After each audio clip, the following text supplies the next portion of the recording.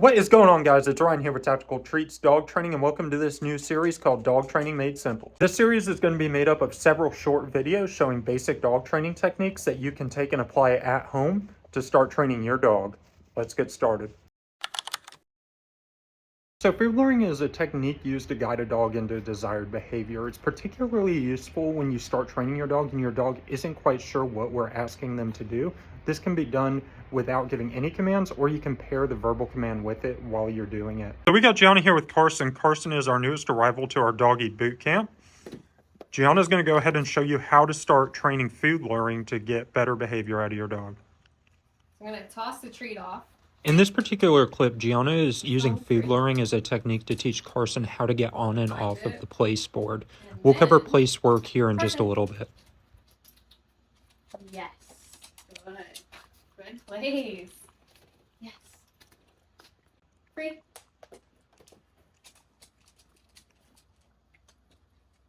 Carson.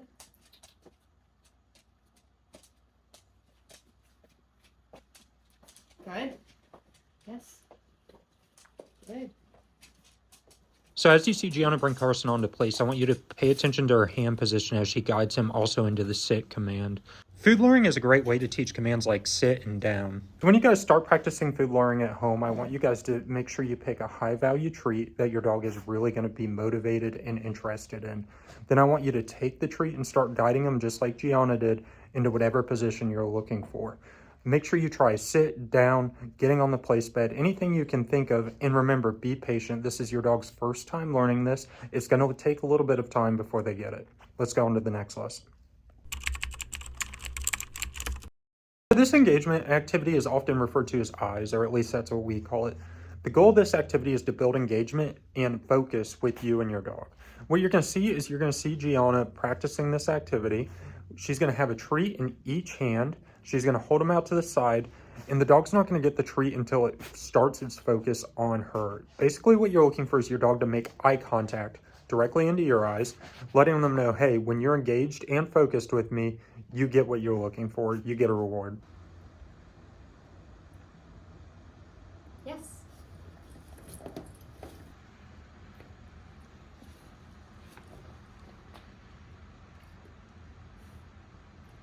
Yes.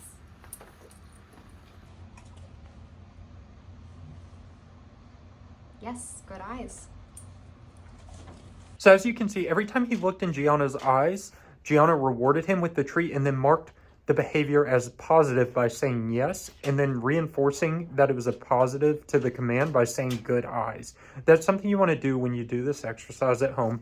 We recommend doing it several times a day for just a few minutes. It doesn't have to be long and drawn out, just to start getting your dog used to building that engagement and focus, which is going to be crucial as we move to more intermediate and advanced training techniques. One of the most frequently asked questions we get is, can we teach my dog to recall and come when called?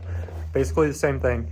But here's the answer. Yes, but you have to start small. So in this recall game, we're essentially starting from day one, teaching it how to recall and having a positive association with coming back to us. This is the very beginning of it. I want to make it very clear. This is what you should start if you want to have a dog that recalls perfectly every time.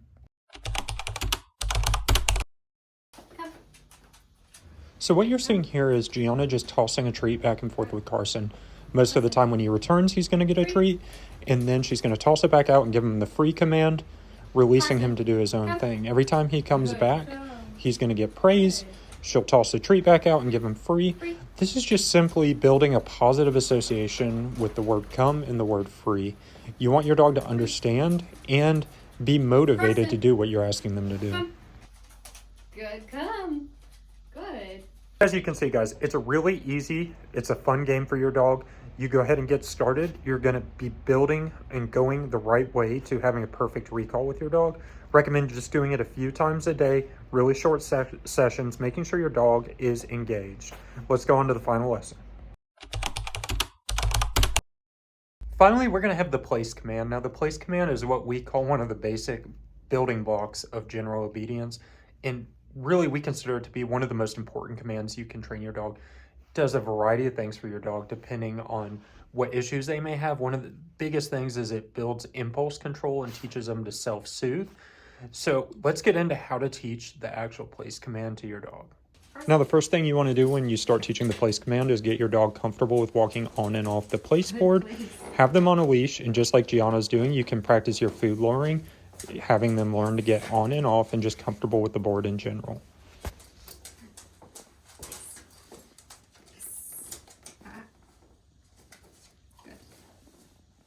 Now, once your dog is comfortable getting on the place board and getting off the place board, it's time to move to having them be on place on their own. So what you're going to see in the next clip is a first-person view of Gianna working on this. She's going to have the leash dropped, and she's going to be using body pressure. So you're going to see her with the camera. Every time the dog goes to get off the place board, she's actually using her body pressure while using a verbal command to let them know, hey, no, you need to stay on the place board. Check this out. Good sit. Good. Nope. Good.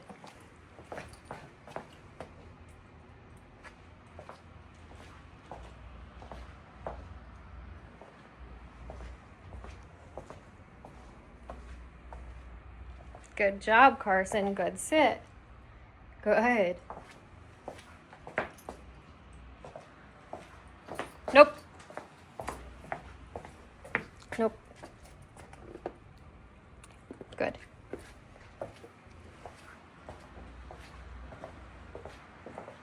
Good. Good place. Good sit.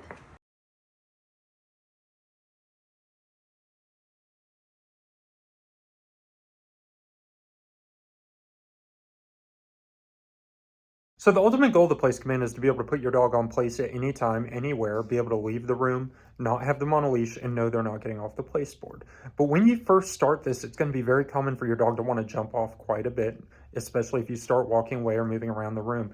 So just be patient, only have them on place for a few minutes at a time, and slowly work your way up. Just like all the other training that we're doing, this is the simple building blocks that we're going to build on to get to that intermediate and advanced level of training. If you want a more detailed version explaining how to teach the place command, we do have a video of that, so check that out in our library. If you guys have any other questions, feel free to drop them down in the comments. We'll do our best to get them answered. So this is the end of day 1.